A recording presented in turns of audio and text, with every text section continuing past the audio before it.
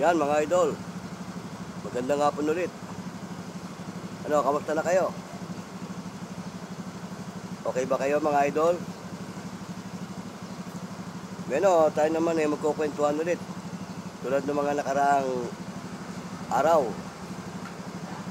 Ngayon mga idol, ang paksa ng ating pag-uusapan ay nauukol pa rin to sa napapanahong issue tungkol sa mga nakikita natin sa mga kapwa natin content creator, lalo na sa mga taga-media, hindi sa ating mga kapwa taga-social media. Alam nyo mga idol, yung tungkol doon sa mga sabungero na nawawala, ay unti-unti nang nadidiscover kung saan ito itinapon. At alam na rin kung sino ang may mga kinalaman dito sa mga pangyayari. Imagine, ang tagal na nito, no? 2021 pa yata ito nung mangyari. Ngayon lang na-discover at lumilitaw sa investigasyon. Pero patuloy pa rin hinahanap yung ibang bahagi ng mga tao na di umano ay dinukot at nawawala. Tinapon sa lawa ng itong Bulkan Taal. At may mga sako-sako na nga na nakuha ang ating mga kinaukulang mga kagawaran itong ating pero patuloy pa rin iniimbestigahan ang mga pangyayari. Alam niyo mga idol, yung mga ganyang sistema, dapat yan, hindi na yan pinapatagal. Oo, lalo't kung tukoy na, kung sino may mga kaugnayan at may kinalaman dyan sa krimen na yan. Kasi kung Biblia ang ating susuriin tungkol sa ganyan mga uri ng kasalanan, lalo pa yan, karumal-dumal yan, simple lang yan. Pag Biblia ang ating pasasagutin sa ganyang uri ng krimen. Kasi pag Biblia ang susuriin, dalawa lang ang pagbabatayan sa ganyang uri ng krimen o kasalanan. Kasi ang nakalagay sa Biblia, ang kasalanang hindi sinasadya kapatawaran. Datapwat ang kasalanang sinasadya, kamatayan. Kaya lang, wala tayong parusang kamatayan dito sa ating bansa. Pero kung magkakaroon man tayo ng ganung uri ng parusa, hindi natin nalalabag ang Biblia. Dahil ang Biblia mismo ang nagtakda ng parusang kamatayan doon sa mga nagkakasala. Ngayon, pagdating sa investigasyon ng Biblia, wala ring maraming imbestiga. Kapag natukoy ang may kasalanan, isa lang ang tanong, sinadya ba o hindi? Yan lang. Tapos sabay hatol na. Kapag napatunayang sinadya ang pagkakasala, ang hatol ng Biblia, kamatayan. Kung hindi naman sinasadya, kapatawaran.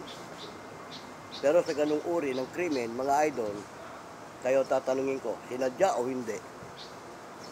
Sinadya. Bakit? Itinago Itinapon kung saan. At yung pagkakapatay doon sa mga nawawalang sabungero, talagang karumal-dumal. Di ba? Kaya kung ang pag-uusapan, sinasadya o hindi sinasadya, sinasadya. Kaya yun, swerte nga lang kasi dito sa atin wala ngang batas na kamatayan ng hatol. Oo. Pero kung meron tayong batas ng ganun, tulad ng mga ibang bansa, palagay ko walang masyadong krimen na mangyayari tulad ng mga ganung karumal-dumal. Di ba? Isipin mo, pagpapatayin yung mga sabungero tapos itapon ko saan. Di ba? Kung meron tayong batas na death penalty, Hindi mangyayari yun. Kasi yung mga may kagagawa nun, alam din naman natin na siguro may mga kaugnayan din sa ating gobyerno.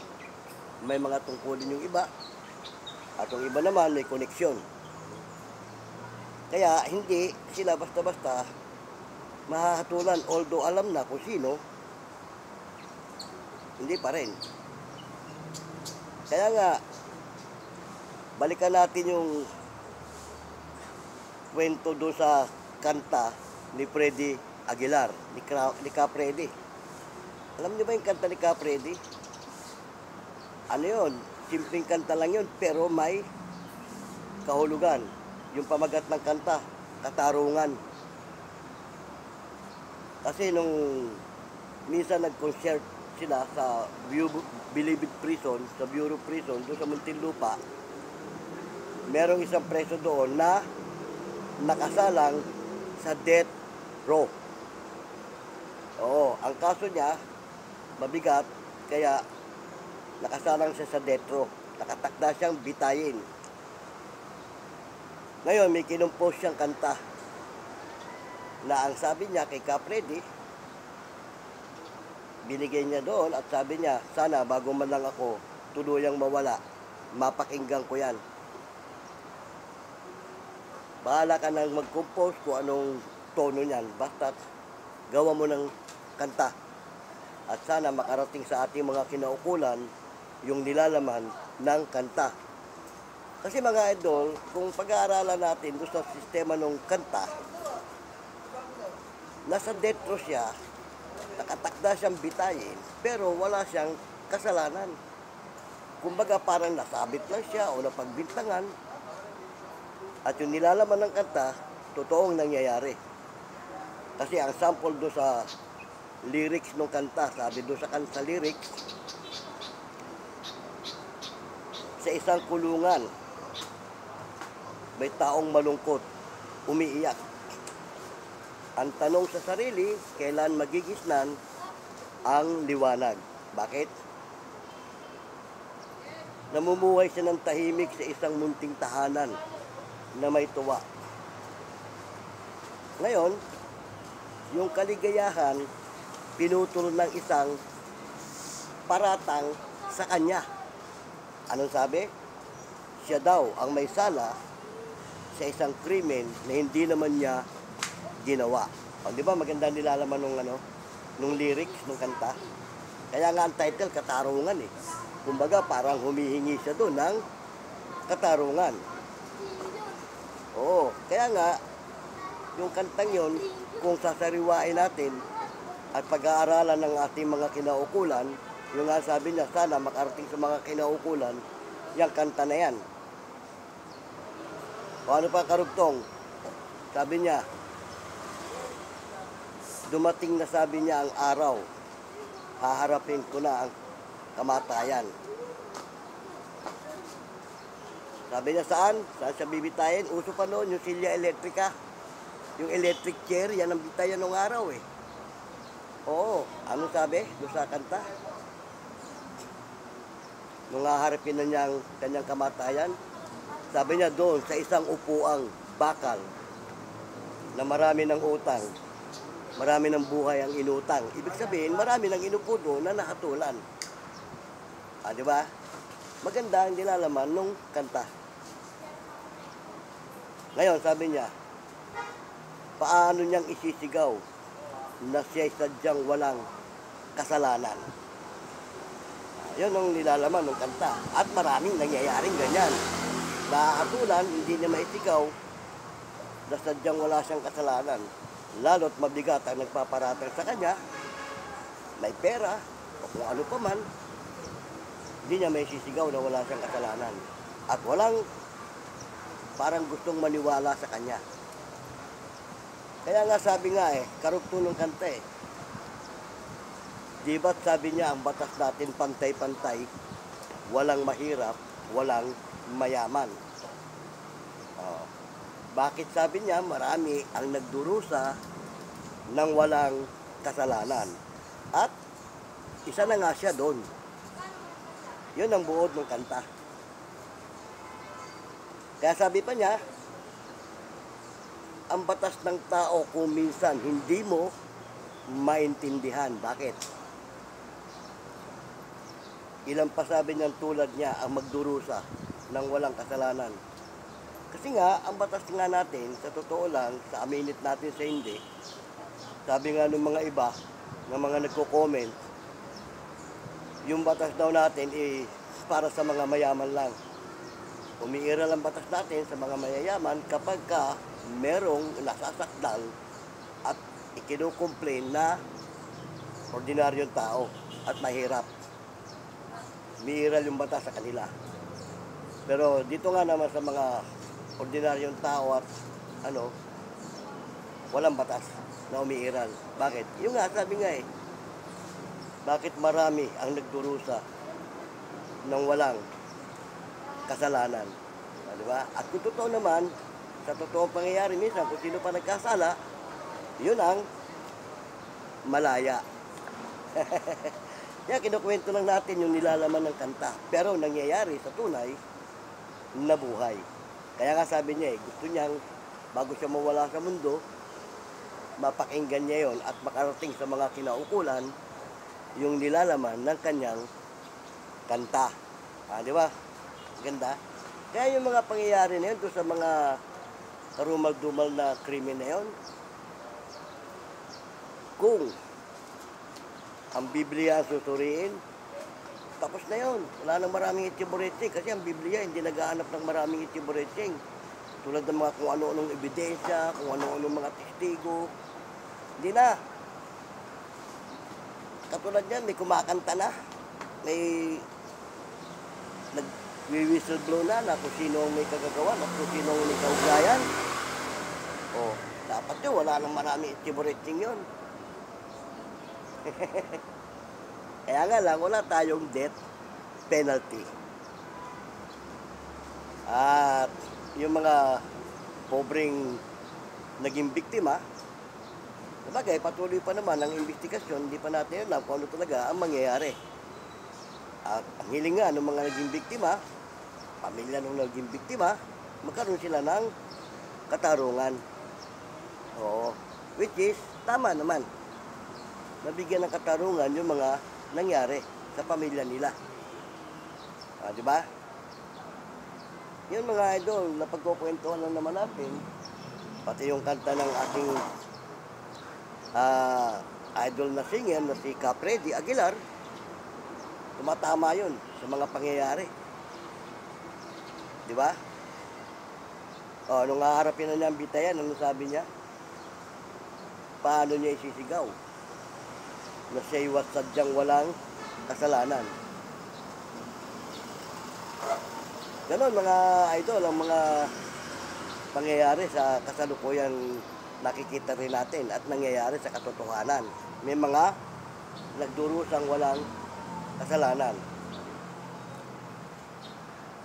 Yun, pinagkukwentuhan lang naman natin yung kanta, pero tumatama yun sa tunay na pangyayari.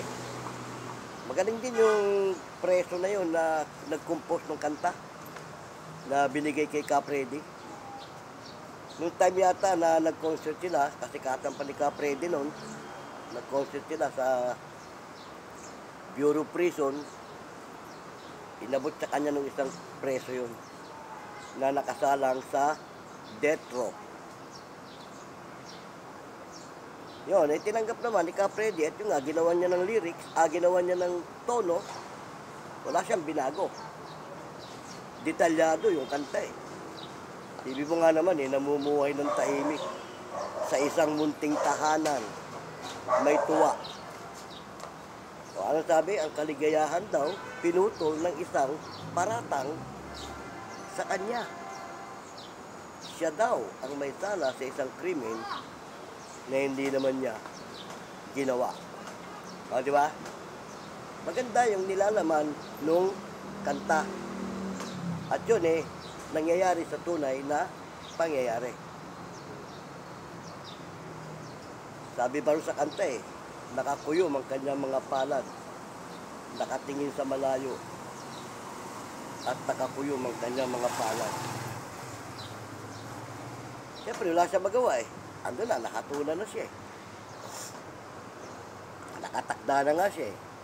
Sabi pa niya eh, mga ilang araw na lang, haharapin na niya ang bitayan.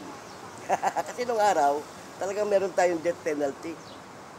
Yung nga, Silya Electrica eh. Panahon niya, nung matandang Marcos. Kung matatandaan nyo noon na merong 4 na isinala sa Silya Electrica, yung 4 na magkakabarkada, mayayaman sila. O mayaman yun.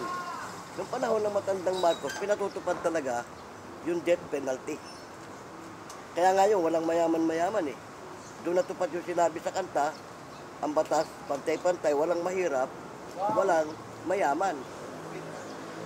Oh. Yung 4 na mayaman na yun, talagang isinalang yun. Kung may mga nakakatanda sa inyo, na mga kaidaring ko, natatandaan siguro yun. Kasi senior na ako eh. Oh, yung mga kaidaring ko, inabot yun. Yung ganong istorya, nung 4 na isinalang, hindi na natin babanggitin yung mga pangalan at kung ano ang kanyang ginagawa nilang kasalanan. Nang rape yun eh, pero hindi na natin babanggitin kung sino ang ni-rape. Diba? Napapagkwentuhan lang naman natin dahil nga may death penalty tayo nung araw.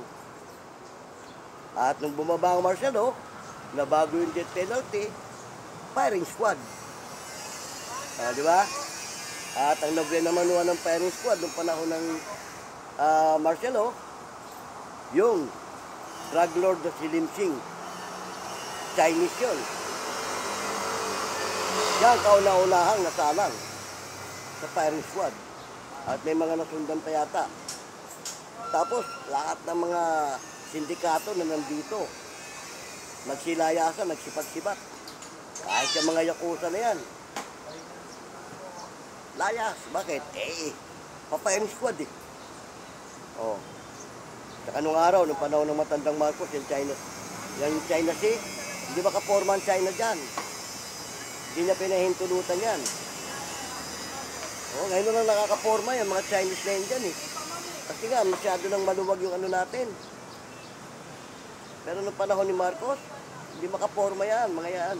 Saka kasi nung panahon ni Marcos, nagpundar siya ng mga magagandang gamit, pandigma. Oo, magaganda yung mga gamit ng sundalo nung araw. Hindi pa masyadong high-tech ha, pero magaganda. Hindi tulad ngayon, mga high-tech na. Oh. Kaya hindi makaporma nung araw ang Chinese dyan. Dahil yung mga nagpapatrolya sa atin dyan, talaga namang yung kargada nila, itsura pa lang nung kanilang vessel, kakatakutan mo na. Pero ngayon, wala. Pero unti-unti na rin, itong sa panahon ni Bongbong, medyo, bagamat may halong diplomasya ang ating Pangulo, lumalaylo sila. Dahil nga, nangyari yan, nung pag nawala si Marcos, lahat ng magagandang gamit pandigma na ipinundar ni Marcos, nangawala din. Oo, lahat ng ipinundar ng matandang Marcos. Naglahong parang bula yun. O ngayon, nagpupundar na naman itong ating Pangulo. Unti-unti na naman yung ibinabalik yung mga magagandang sandata at mga high-tech na. Nagkakaroon na naman tayo ng balikatan. O, di ba? Pero yung mga sumunod na umupo, nung mawala ang matandang Marcos, pinabayaan yon. Kaya lumakas ang pwersa nila doon sa lugar na yon. Kita mo, nakapagtayo ng kung ano-anong struktura. Nung panahon ni Marcos, di sila makaporma dyan. Lalo na nung pinayang squad, yung drug lord nila na si Lim Sing. So, diba ang matandang Marcos kapag nagpatupad ng batas, may ngipin, may pangil. So, swerte nga ngayon, itong anak, Marcos din ito, pero mabait ito. Hindi ito katulad ng kanyang ama. Pero wag nilang abusuhin ang ating Pangulo. O, alalahanin nila, dugong Marcos pa rin yan. At nasa kanya, hawak niya yung pattern ng kanyang ama. Yung plataforma, hawak niya. Anytime, kung gusto niyang ipatupad yun, wala tayong magagawa. Oh, di ba? Kaya sana naman huwag nila nga abusuin yung kabaitan ng ating Pangulo. Kasi sa totoo lang, kapag ang Pangulo mabait, tinatarantado eh. Oh, di ba? Pero nung panahon ng Duterte, alam nilang malupit, mabalasik. Nagawa ba nila yung kalokohan nila? Wala nakaporma, di ba? Lahat saludo. Yung panahon ng matandang Marcos, kapag hindi rin lang talaga mabigat ang kasalanan mo, okay lang, kulong. Yung pagbaba ng batas militar o yung martial law, sa ilalim ng batas militar, idiniklara yung bagong lipunan. At totoo namang, tumino ang ating bansa at tumahimik. Nag-invite na nga ng mga investment eh. Kaya nga, welcome, balik bayan. Dahil marami naglayasan ng pagbaba ng martial law. Natakot yung iba. Lalo na yung mga mapaggawa ng aliwaswas, naglayasan. Diba? Alam nila eh, batas militar eh. Pero yung batas militar na binaba ng ating dating Pangulong Marcos, marami nagsabi hindi yun ang tunay na batas militar. Dahil kasi nga, meron tayong mga napanood sa ibang bansa na martial law sila, talaga namang pagdating ng takdang oras at pag-alagala ka, para ka lang manok, babariling ka. Di ba? Raratating ka ng mga militar. Bakit? Eh, ibig sabihin, pag gumagala ka sa ganung oras, notorious ka, kalabang ka, di ba? Oh, pero yung ginawa ng ating dating Pangulong Marcos, hindi ganon. Diniklara niya ang curfew hour alas 12 ng gabi. Kasi alam niya maraming namamasukan. Oo, na umuwi ng alas 10 hanggang alas 11. Kaya alas 12 ang curfew hour. At naglagay siya ng palugit na curfew hour. Nagbigay siya ng mga curfew pass. O depende sa klase, meron pang 1 week, may pang 1 month, may pang emergency, 2 days, 3 days. Ganon. Hindi masyadong malupit. Pero pag nagkasala ka talaga at nahuli ka, eh, ang kaso noon, ang itinapataw na ano noon, 1081. Pag nahuli ka, ang kaso mo, 1081. Mababaw o mabigat na kaso, 1081 yan. Pag mabigat ang kaso mo sa 1081, paring squad ka. Pero kung hindi naman masyadong mabigat, kulong ka lang. Paano hindi dito noon ng pagbaba ng martial law? May mga zona. May random na zona. At hindi sinasabi kung anong lugar ang susunahin. Biglaan yun. At nung panahon ng mga zona na yan, marami ang nahuli na kriminal na nagtatago. Yung mga at-large na mga kriminal. Yun. Yan, napagkukwentuhan na naman natin. Kasi nga, doon sa sistema nitong nangyari sa mga nawawalang sabungero. Oo, di ba? Hindi mo, kawawa din ang pamilya nun. Biglang parang mga bulang naglaho yung mga yun. Marahil, alam na rin nila kung paano, hindi lang sila makaporma. Oo, eh ito, si Bongbong na presidente. Alam nila, makataraungan ngayon. Oo. Yeah, pero hindi pa natin alam kung ano mangyayari kasi patuloy pa rin ang investigasyon sa mga pangyayari. Ganon mga idol. Yan, salamat ng marami kahit sa may sandali, sinamahan niyo ako sa kwentuhan natin. Yung kanta ni Freddy Aguilar, ni Ka Freddy, kinukumpara lang natin sa mga pangyayari at nangyayari sa tunay na buhay, yung kanta, di ba? O, yun nga, panahon pa ng matandang Marcos siguro, yung kanta na yun. Nasa death penalty siya. O, nakasaanan siya sa death row.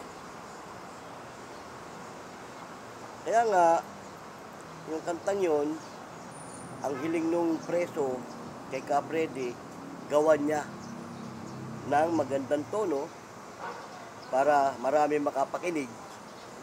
At ang hiling pa niya sana, maano ng mga kinaukulan na nasa ating pamahalaan. Di ba? Yun, may ano pa yan eh, may kopya pa niyan. Sa YouTube meron yan eh. Pero sa mga plaka at sa mga tape ni Freddy Aguilar, wala na sigurong mabibili niyan. Pero kung gusto mong mag-research sa YouTube, marami niyan. Ganda, Katarungan ang title. Di ba? Magaling din yung preso na yun, kinumpos niya.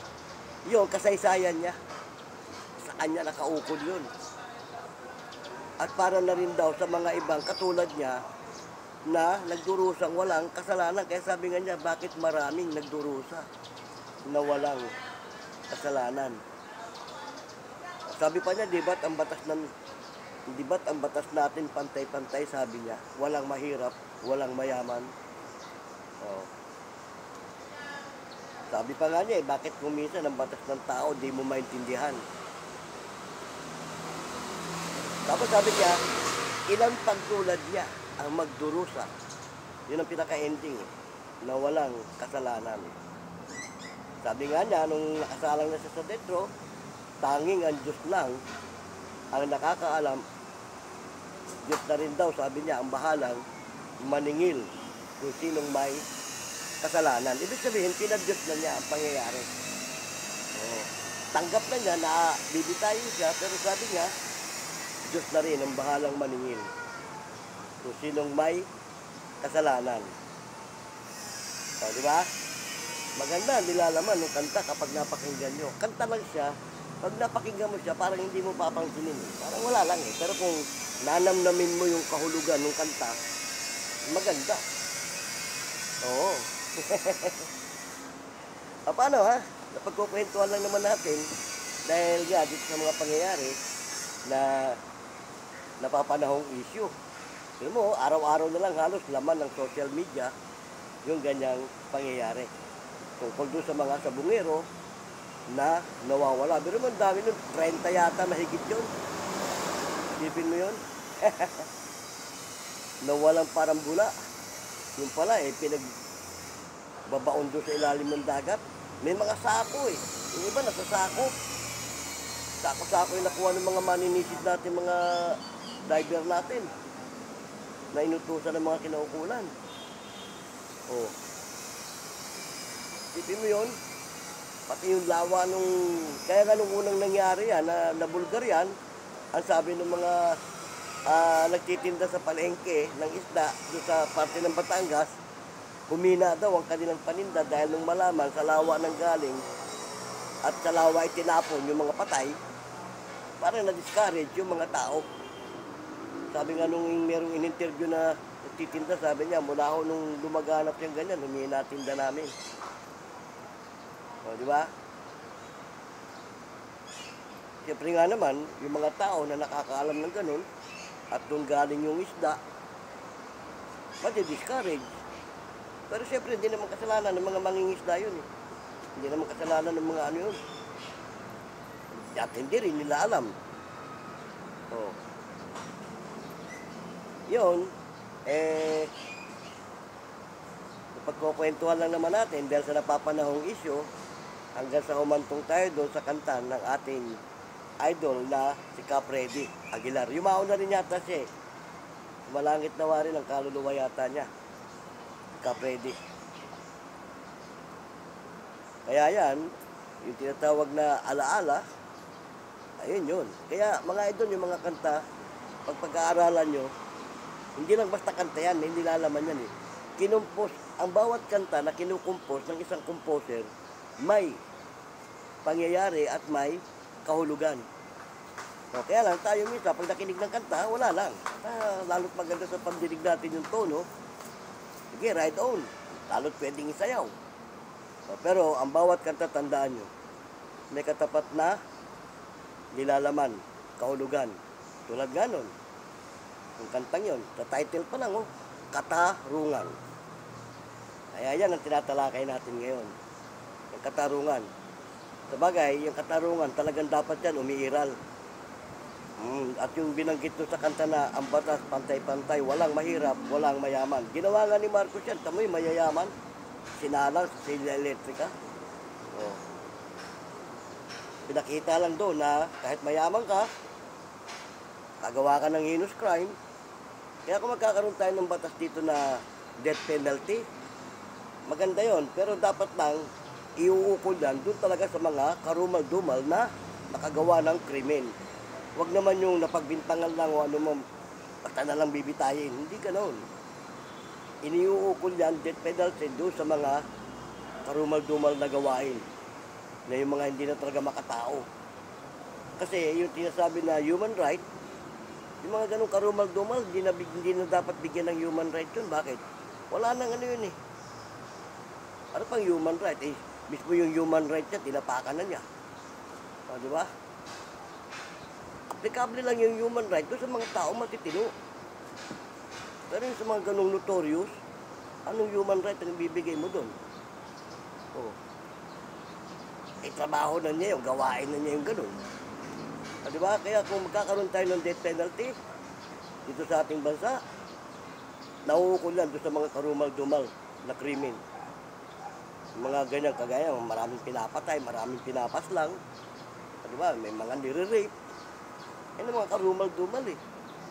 Pero yung mga simple na naman, kagaya ng mga nagnakaw na yan. Kasi nga, ang batas ng Diyos, dalawa lang. Sinasadya o hindi. Pag karumal-dumal na, sinasadya yun. Yung pagnanakaw, dalawang uri. Merong sinasadya, merong hindi. O, kaya yung iba napipilitan lang magnakaw, gawa ng ano, dahil sa kahirapan. Yung mga nangu-hold up na yan.